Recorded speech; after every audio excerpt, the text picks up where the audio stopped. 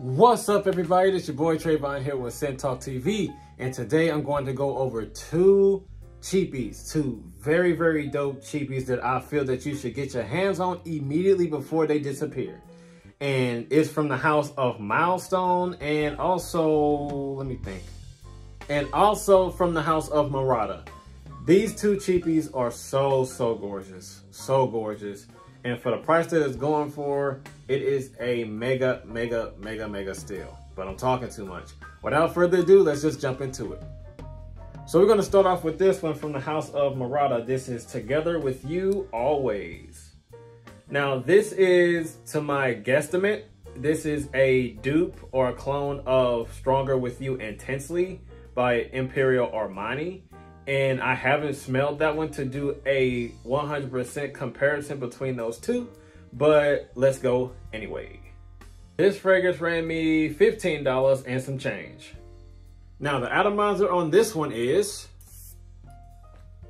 beautiful. These cheapies are killing the game when it comes to those pressurized atomizers. Killing it. Now, these two fragrances gave me a difficult time trying to find a note breakdown, but I finally found something.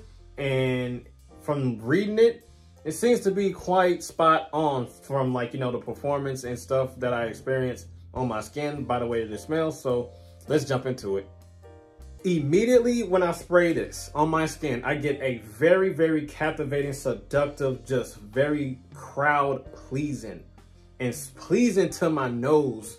That it has a strong, like, toffee, like caramel, cinnamon, you know, cumin like note that's warm, spicy, and sparkly, very warm and attractive and cozy.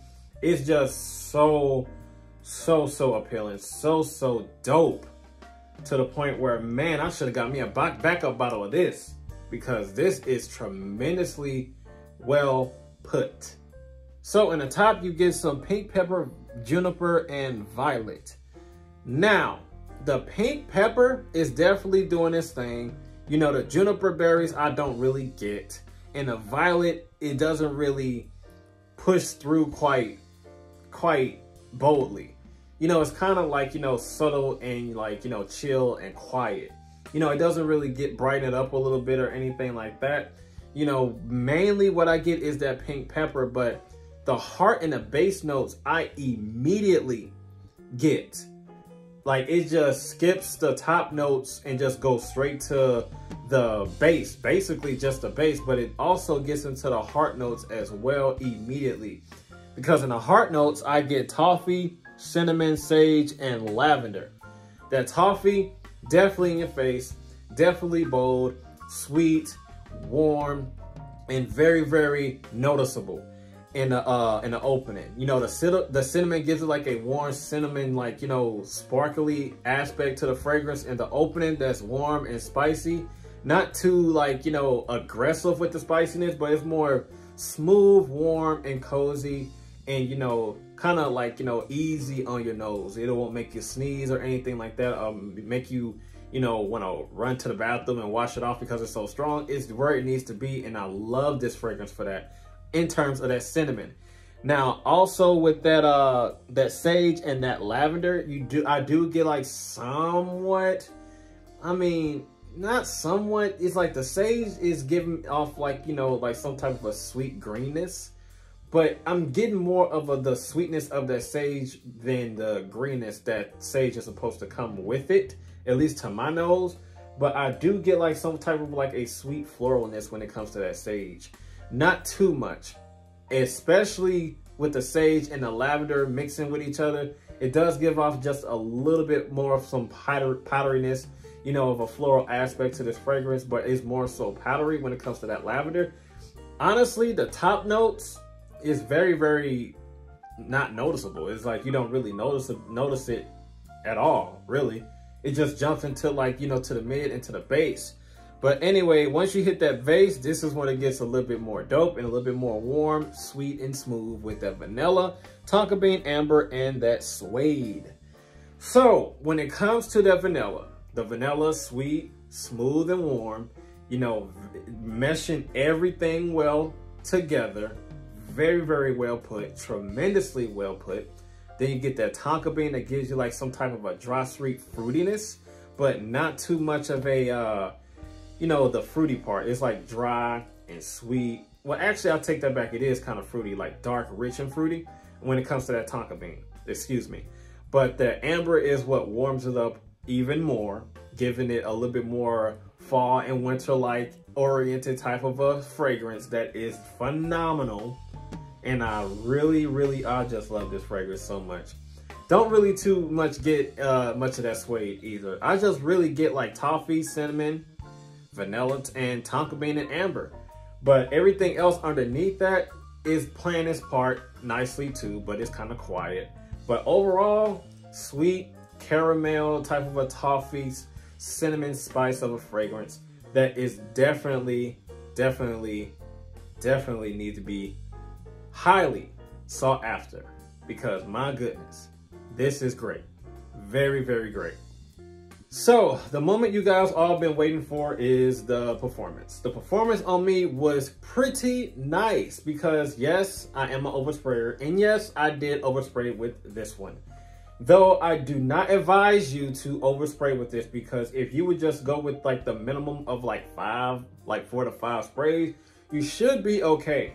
You know, depending on what your skin's chemistry is like when in terms of adapting to this fragrance, but I digress. You know, the projection was good within like an hour and a half. It set close to the skin. But when it set close to my skin, it set close to like, you know, moderately to my skin, you know, giving me a nice sillage and a moderate push of a scent bubble. Total longevity of 5 to 6 hours. Maybe 6.5 hours to be generous, because, you know, it really didn't become a skin scent till after that 4th hour mark. And after that, it just did its thing, you know, subtly. Not subtly, but, you know, it just gave off like a, you know, it wasn't loud. It wasn't like too much in your face or anybody else's face. You know, you can still smell it. You know, it's not like, you know, aggressive, like, you know, in terms of the opening. Once you spread it on your skin, it calms down a lot, but it's a sweetheart to your nose and everybody else's nose. You know, it's not going to, you know, be like, man, I sprayed too much. It's like, it's right where it needs to be. It's perfect. After like the 4th hour mark, is perfect, especially when your body heats up and you're working and it push out just a little bit. Perfect. So I honestly believe that this has a strong compliment factor of a fragrance, even though I didn't get any compliments yet, but I've heard testimonies and witnesses of people who have acquired this fragrance and have it in their arsenal that tested this fragrance, said that this fragrance did give them compliments, unsolicited amounts of compliments. So that's a win-win in terms of compliments and the way that it smells. And it smells awesome, by the way, if I haven't mentioned that already, which I pretty much did 1,000 times throughout this video so far, but I digress again. But yeah, this has a strong complimenting factor. And also in terms of the age group, I would say this is more of a, you know, younger guys to middle age. Really doesn't have too much of maturity. You know, if the suede was kind of popping a little bit in the base, it probably would have gave like a little bit of a mature vibe, but not too much. But this is more of a, you know, younger guys to middle age to appreciate, because it has that immature, fruity, sweet playfulness that's warm and inviting. So this one right here, in terms of age group, younger guys to middle age. All right, now when it comes to seasons, you already know. In terms of what I just explained to you already and a note breakdown and all that, you already know this is a fall and wintertime scent. No to high heat. No to any type of warmth of like humidity. Absolutely not. But if you want to, that's on you. Do what you do, break the rules. That's entirely on you. But warning, it will be cloying if you put this in high heat. If you don't know that, for the newbies out there. But if it's like, you know, moderate cool temperatures, you know, at nighttime, I would say you can get away with this, but don't spray too much. However, overall, fall and wintertime fragrance right here. So should you buy from Mirada together with you, always, I highly encourage you to get your hands on this before it's all gone, because these cheapies are hitting so hard in a rack store game, in a rack store community. And these rack stores, check out your local rack store for this beauty right here. If this is the type of scent profile that you are into, and you're looking for a dupe of Stronger With You Intensely, I think that's what it's trying to mimic or copy, but anyway, Stronger With You Intensely dupe right here. If that's what you're looking for the dolo price of $15 and some change, and you don't want to break the bank, this would do the job quite nicely on your pockets as well to your nostrils. So last but not least, up next we have from the house of Milestone, the lovely house of Milestone, we have Red Cherry Eau de Parfum. Yes, indeed. This is a clone and a direct clone, judging by the bottle as well as the smell. Excuse me, I'm stumbling over my words. This is like a dupe or a clone of Tom Ford's Lost Cherry. Does it smell like Lost Cherry? You will have to see. Stay tuned. This fragrance right here ran me $20 and some change. You got the lovely Milestone logo at the top of the cap here. The atomizer on here is beautiful as well. Very gorgeous. Man, look. This one right here, ladies and gentlemen, is just a masterpiece. Yes, this fragrance does run kind of feminine, but it does have a little bit of masculinity aspects to this fragrance as well for the guys to pull off as well, making it unisex. But man, this opens up beautifully. You get this red cherry juiciness with some florals and some masculine notes of vetiver and patchouli. Now patchouli gives it like a dark sweetness that's green and mysterious, but mainly you just get a bright red, you know, dark cherry juiciness of a fragrance that is so dope. And it smells like it should be like at least $150, if not that or more. This is like a gorgeous niche quality smelling fragrance that I have in my hands, and it's just mind blowing. So let's get into the note breakdown. The note breakdown says that this has in the top cinnamon, benzoin, sandalwood, clove, cedar, patchouli, vetiver, tonka bean, vanilla, and Peru balsam.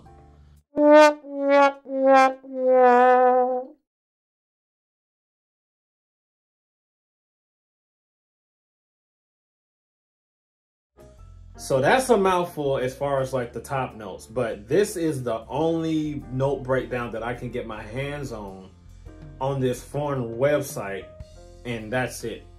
But just determining off of what I just read, you know, judging off what I just read, I do get some tonka bean, I do get some vanilla, and it's kind of odd to have, like, you know, tonka bean vanilla in the top. That's usually, you know, somewhat in the base, if not the mid, but it's usually in the base, those like heavy notes. But I do get that nonetheless. You know, I do get the patchouli and the vetiver and that sandalwood. The sandalwood is like very smooth and woodsy. You know, then what I really do get when it comes to like the mid is like sour cherry, plum, rose, and jasmine and sabak. If I pronounced that right. But that cherry, it is like, you know, sour cherry and a little bit more of a, you know, a tart like cherryness, but it's something about that rose that kind of smooths that cherryness out, that cherry note out, and making it a little bit more smoother and a little bit more pleasant. You know, you don't have that soury type of a, you know, aspect of a cherry note. You know, that rose kind of smooths it out to my nose. Plum, I love plum. Plum is like a dark, juicy type of a fruity note. And I do get that plum, but not entirely. It does back up that cherry note though quite nicely, but that cherry is like, it amplifies that cherry note with that rose. That cherry and that rose is beautiful. Jasmine brightens it up a little bit with that floralness, just giving it a little bit more of a bright, uplifting, you know, aspect to the fragrance once you hit that mid. But once you get into the base, you get some bitter almond and black cherry. You get some more cherry. You get brightness of a cherry, a bright cherry, and a dark cherry. The cherry that's in the opening is bright, you know, uplifting in terms of when you have that jasmine, you know, giving it a little bit more bright and uplift. And then once it dries down, you get that dark cherry that kind of gives it like a little bit of a, you know, sweet, smooth, mysterious type of a dark cherry that latches to your skin quite nicely, at least mine. And then you get that milky type of a almond type of a smell that gives it like even more like sweet creaminess to this fragrance that just makes this fragrance just mind-boggling and just explosive to my nose and my brain. It's just an amazing fragrance. So overall, I just get this bright, just seductive type of juicy cherry note that's like warm and sweet and smooth with some dope type of floralness to back that cherry note up with a little bit of masculinity in terms of that vetiver and patchouli. So this is a must-have. For $20, you cannot go wrong. So the longevity and projection, man, look, I will say that this one does its thing quite nicely, even though I did overspray. But the thing is with that, you probably have to, because when it dried down on my skin, it became, you know, not like a date night, you know, close encounter type of a scent. Maybe I was nose blind, but by me overspraying, maybe I was nose blind to it. But, you know, you probably gonna have to overspray a little bit, but, you know, I only tested out once. But, you know, it is what it is. It was like moderate to a little bit above moderate in terms of projection. You know, between an hour and a half, set close to the skin. You know, not giving too much of a big scent bubble, but it did its thing. You know, it was quiet and it's also noticeable and will get you noticed. But in terms of like the compliments and stuff like that, I didn't receive any, at least not yet. But back to the longevity, the total longevity I got out of here was 6 solid hours. It didn't become a skin scent until like the 3rd or 4th hour mark. But, you know, I do work, I tested this out at work, and my body heat was amping up, and it did push out quite a bit by my body heat amping up, giving me a nice little sillage, you know, not too much of a beast sillage, but it's moderate and stuff like that. Then once you cool down, it shrinks into your intimate area of your body. But yeah, still a great performing fragrance nonetheless. Seasons to wear this one. This is, I would say this is fall and winter time, but you can pull this off in the spring because it does have like, you know, a bright aspect to it in terms of a floralness that's inside of here. You know, it's not going to be too cloying if you were to wear it to like, you know, where it's moderate temperature like in the spring. But I will say that it does have a lot of sweetness and warmth that you probably don't want to wear in the summertime, because it probably is going to throw this fragrance off due to the fact you got that almond, that vanilla, that benzoin and stuff like that, and that cinnamon all over the place in this fragrance. You really don't want to wear it in the summertime because I believe that it'll be cloying, even though it does have like a little bit of like, you know, spring and summer-like floralness to it. But I would say no to summertime. I'll say fall, winter, and spring with this one. So age group, I would say all ages can rock this. If you like it, wear it. It doesn't matter, but specifically all ages can wear it. You know, it does have, you know, the sweet playfulness and immaturity for the younger crowds, both men and women, you know, guys, boys and girls, whatever, guys, gals, whatever. But I digress, tumbling over my words. But after that, you know, it does, when it dries down, it does become a little bit more like middle-aged to on up as far as like, you know, drying down, becoming a little bit more mature. Not entirely though, but it does have like, you know, a little bit more maturity when it comes to that patchouli, that dark cherry, and that vetiver for the older crowds to appreciate. But, you know, I think this have a lot of versatility in all ages, in my opinion. So, ladies and gentlemen, should you pick up from the house of Milestone, Red Cherry Eau de Parfum? I believe, without the shadow of a doubt, if this is the type of scent profile that you're into and you do like Lost Cherry by Tom Ford, wait a minute, I forgot to mention that.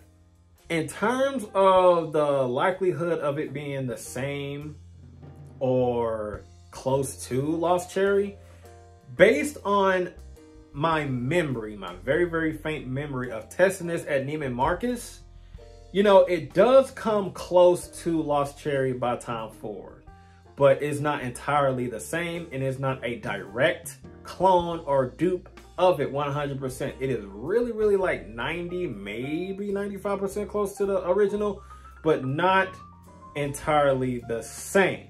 You know, it's close to it, at least in my experience and the performance on my skin from both of those. But like I said, it's very, very faint memory of Tom Ford's Lost Cherry that I tried like, you know, a couple of years ago. But yeah, just to get that out the way, just in case you were wondering. But yeah, you should definitely pick this up and grab it if that's what you're looking for, a dupe or a clone of the Lost Cherry.